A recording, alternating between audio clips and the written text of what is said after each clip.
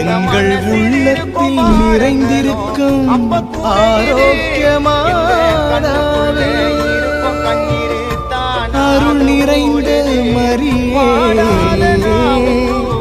எங்கள் ஆண்டவர் இயேசுவின் தாயே அலைக்கடலென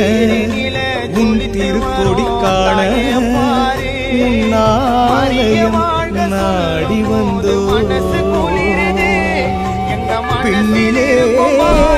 உன் திருக்கொடி உயர்வது போல் மண்ணிலே வாழும் உன் பிள்ளைகளை